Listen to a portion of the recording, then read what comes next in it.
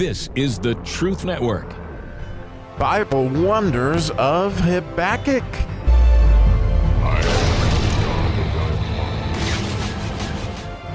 The desire of the hoof verse, the 11th verse of the second chapter of Habakkuk. And oh my goodness, the desire, I'm sure you can see in this particular verse. And then there's so much to talk about in such a short verse. It's just beautiful. It says, "For the stone shall cry out of the wall, and the beam of the timber shall answer it." Of course, that's the English translation of it. And so, immediately, when I read that verse, it just jumped out at my mind. There was one time where the wall did cry out, and it was certainly, what Habakkuk was describing as the Chaldeans, or obviously Nebuchadnezzar's son, Belshazzar.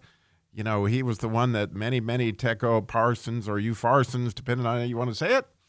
And so it would appear that that's what this is talking about. However, interestingly, I found it tremendously interesting that Rashi makes no mention of it at all. And one thing you would note is that the Jewish translation of this, or certainly Rashi's translation of it, does not say the beam out of the timber, but the chip, like a chip off the block out of the timber, should answer it. And then even more fascinating for me, Matthew Henry made no mention of the writing on the wall, which I thought was also interesting. And then I said, I wonder if there's other commentators. So I looked at a couple more, and they didn't mention the writing on the wall. But to me, this is just obvious.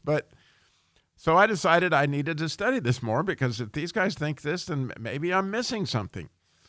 Well, I found something that I think is absolutely spectacular. Again, the idea of the hoof has to do with this desire, and you can see that the wall is certainly offended based on all the stuff that has gone on, and so it is crying out. And then it is being answered by something that, when you look at the word, it is a hoof, again, interestingly, the number of the letter of this particular verse, a hoof, and then a pei, and then a yud, and then a samach. And so that's that word that is translated a beam out of the timber, or the chip out of the block. And when you look at that in the concordance, it says that the meaning of the word is dubious. In other words, they don't know what that word means. Well, let me help them out. That's pretty bold of me, I know, but I've studied it. I don't know how.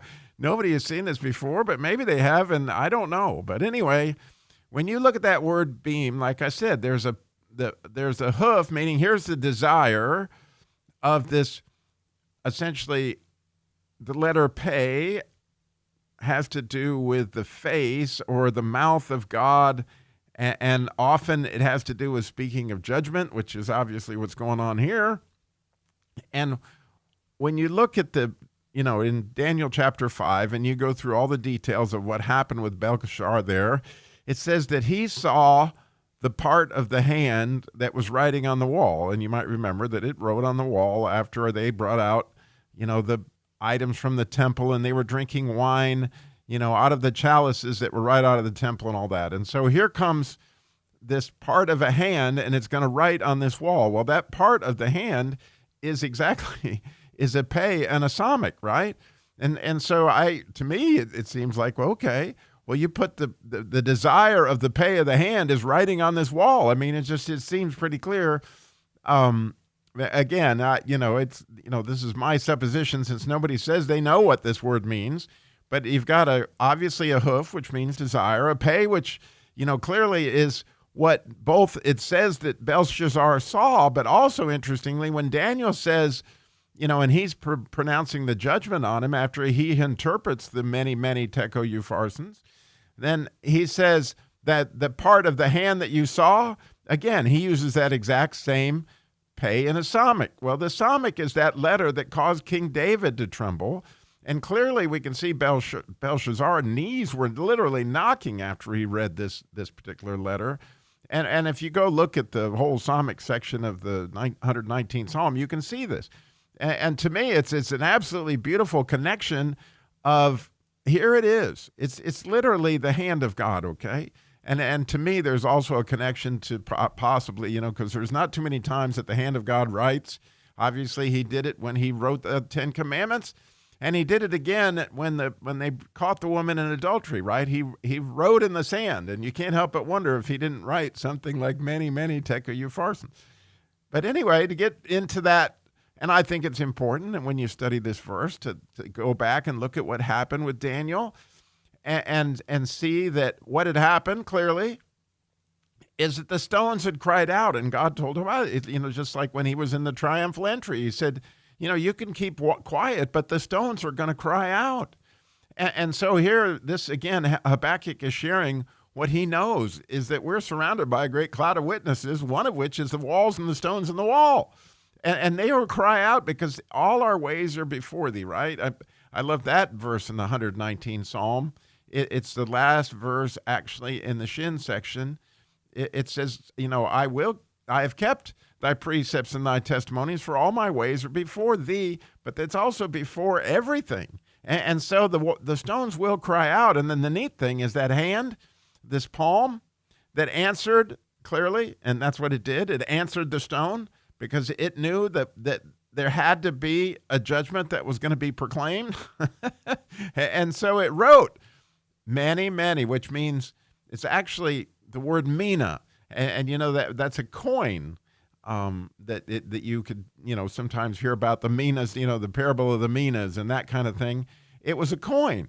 And so you're putting these coins on this scale. And so many, many, when he says you've been weighed, and that tekel is the idea of weighed. So many, many, in other words, here we have this idea how much weight you've put on the scale, and clearly all the stuff that you've done, and found wanting. In other words, and now the farson is a really cool word, which again has that pay, which also has a resh in it, all right? And I do love what Rashi teaches on that, is that when you think of the word Persia, that you can hear the P and you can hear the resh, right? And that he says that you've been weighed and found wanting, and you're going to be given into the Persians' hands, which is exactly what happened that night.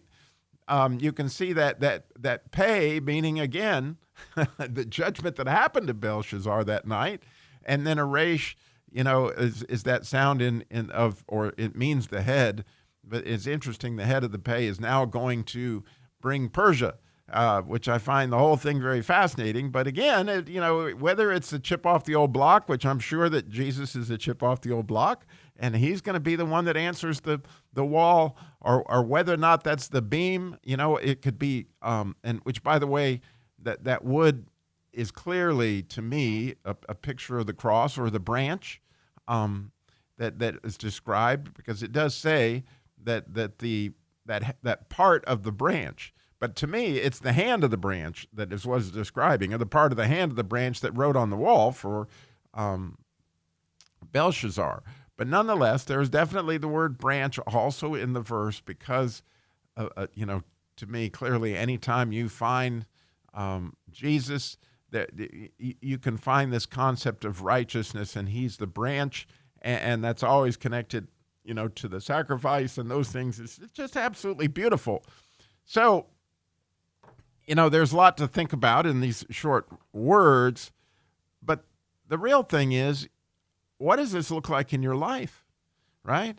And so I couldn't help but note this morning that all your ways are before God. In other words, the stones are going to cry out no matter what, that even if you don't know, if anybody sees what's going on, God sees it, okay? And the perfect example of this for me is, a number of years ago when I first started doing the Christian Car Guy show, it's about the time that General Motors went broke. And when they did, I wrote an article at ChristianCarGuy.com, essentially how to save General Motors. And Fox News picked that up through a publicist that we had employed. And they asked me to come on and speak on that on the Fox and Friends, and they actually flew me to New York. It was a beautiful thing. And I went up there and right in there in Rockefeller Center myself, I couldn't believe it, got on national TV and talked about how to save General Motors, which, by the way, if you look under my name, Robbie, at ChristianCarGuy.com, you can see that interview if you want to see what I said. But nonetheless, I had prayed and prayed, because it was certainly the biggest platform I'd been ever given, and I so much wanted to witness for Jesus in some way, shape, or form. But I was so nervous because I'd never been on that kind of platform before.